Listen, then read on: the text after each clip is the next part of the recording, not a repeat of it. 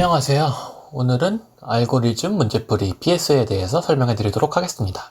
PS는 백준 등의 플랫폼에서 주어진 문제에 대한 200여 줄 내외 프로그램을 제출하여 답안을 맞추는 연습을 말합니다.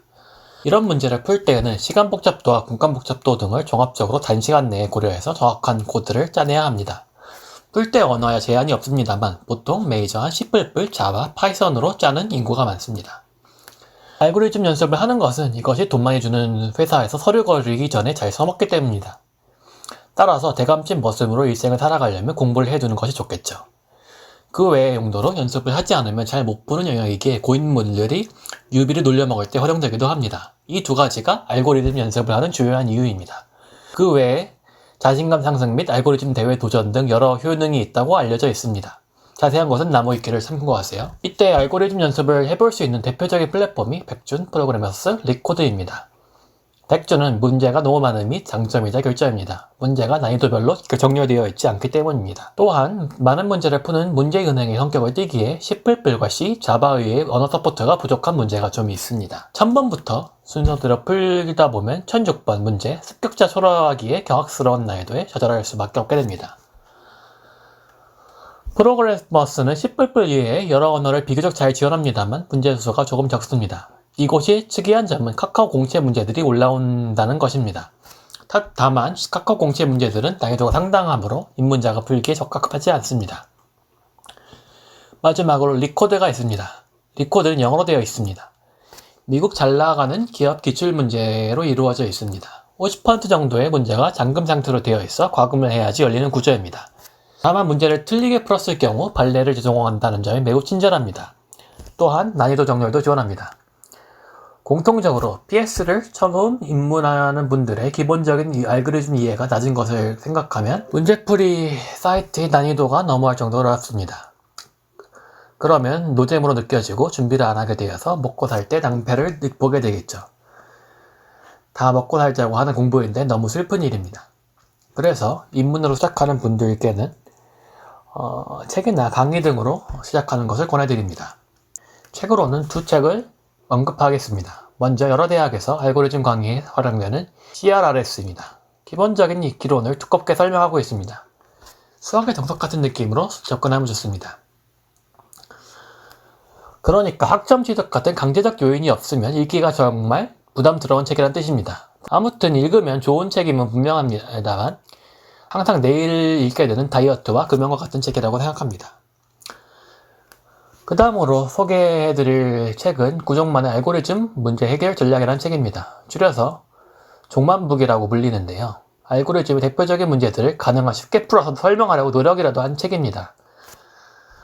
불행하게도 대부분의 알고리즘 문제들은 그런 노력에도 불구하고 어렵지만 CLRS와 달리 읽는 것 자체가 가능한 책이라는 것에서 의미가 있습니다. 생계로서의 PS에 대해서 설명해 드리도록 하겠습니다. 취직을 위해서 코딩 테스트를 접근하실 때에는 C++보다 본인의 주 언어로 연습을 권장드립니다. C++를 보통 실무에서 써먹는 경우가 없기 때문에 C++로 풀 경우 의례적으로 면접관이 왜 C++로 풀었냐고 물어보곤 합니다. 주변 감각산 코딩 테스트가 무난하게 통과할 때까지 6개월에서 1년 정도가 소요됩니다. 나올 만한 테마가 한정되어 있으므로 DFS, BFS, DP, 이분 탐색 등 그 부분만 공략하면 됩니다.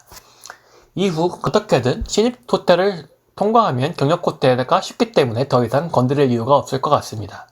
요즘 출간된 상길국, 동빈북 등을 사서 훑어보시던가 대학생 찬스를 써서 삼성 SDS 대학생 알고리즘 특강을 수강 신청해 보시길 바랍니다. 경험상 기초 입문에 상당히 실용적입니다. 그 외에 프로그래머스 고등점 킷, 리코드, 이지, 미디움 정도를 하나씩 연습해보는 것도 좋습니다. 제가 PS를 입문했을 때 시작했던 것은 100줄의 단계별로 풀어보기입니다. 가장 쉬운 문제부터 비교적 입문하기 쉬운 수준으로 잘 정리되어 있다고 생각합니다. 여기서 쭉 풀다가 30번, 최소 신장 트리까지 대부분의 문제를 풀어보면 좋다고 생각합니다. 그 이후로는 솔브드AC라는 사이트를 참고하여 문제를 풀어보면 되는데요. 이 사이트는 100줄의 문제들을 다수의 수표로 난이도를 매겨 관리하고 있습니다. 이곳에서 골드 5선 정도까지 풀면 취직하는데 그렇게 무리가 없을 것이라고 생각합니다. 그 이상 넘어가면 취직을 위한 레벨이 아니라 PS를 위한 PS를 하게 됩니다. 그 정도면 취미의 영역을 넘어서게 됩니다. 시면을 들여다보다가 시면에 푹 빠지게 되는 꼴입니다.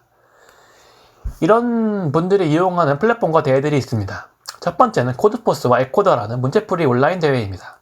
일주일에 한두 번씩 열리는 대회에 참가하면 푼 문제의 수에 따라서 랭크가 매겨지게 됩니다. 코드포스트 기준으로 레이팅 1900점, 퍼플부터 인간의 본당이 변해서 더 이상 고날 수 없고 영원한 PS의 늪에 빠지게 됩니다. 또 구글에서 정기적으로 여는 킥스타트와 코드잼이라는 대회가 있습니다. 코드잼은 1년에 한 번씩 열리는 대회입니다. 킥스타트는 한 달에 한 번씩 열리는 대회입니다. 코드포스트는 아마추어가 자주 출제하는 반면 코드잼, 킥스타트는 프로가 가끔씩 출제하다 보니 문제가 코드포스트보다 세련되었습니다. 코드잼은 라운드 2의 상위 랭커들에게 구글에서 기념 티셔츠를 줍니다. 킥스타트는 구글이 채용을 위해 편의적으로 여는 대회로 한 달에 한 번꼴로 진행됩니다. 문제 난이도가 꽤나 있는 편이지만 적지 않은 실력자들이 모든 문제를 풀어버립니다. 최근 구글 타이란으로부터 리크루트 오퍼를 받은 두 분의 랭커분을 알게 되었으나 두 분 다 석박 과정이나 군복무로 인해서 입사를 할 수 없어 지원을 거절했다는 것이 아이러니컬합니다. 아무튼 이 시면에 빠진 취미로서의 PS를 뿌는 악마들은 밥 대신 알고리즘을 푼다고 해도 과언이 아닌데요. 이분들의 생활 양식을 소개해드리도록 하겠습니다. 먼저 시간 복잡도를 위해서 가장 실행 시간이 빠른 10불로만 문제를 풉니다. 그리고 솔브드 AC 기준으로 플래티넘이나 인상의 문제들을 해결합니다. 대부분의 코드포스, 구글 킥스타트들을 참석합니다. 백준의 수혈과 쿼리 세트나 유사코 세트를 즐겨 공략합니다. 그 외에도 다양한 대회들을 도전하는 재미에 산다고 합니다. 이런 알고리즘의 극한에 도전하는 것에 실용적인 메리트가 딱히 있냐고 하면 인생에 있어서 많은 도움이 된다고 볼 수는 없습니다. 다만 나름 하는 맛이 있다는 소문이 있으며 하루에 한 문제씩을 풀면 무언가 시원한 느낌이 든다고 합니다. 또한 코드포스란 대회 플랫폼은 응시하면 응시할수록 점수가 떨어지는 매력이 있어서 고득점을 목표로 하다가 매몰되는 경우도 많게 됩니다. 이런 악순환을 거쳐서 PS에 중독되는 겁니다. 모든 위험은 위험하게 짝이 없으므로 여러분도 지나치게 PS를 파고들다가 너무 빠져들지 않도록 주의하시길 바랍니다. 다음에도 써먹을 만한 내용으로 찾아뵙겠습니다. 감사합니다.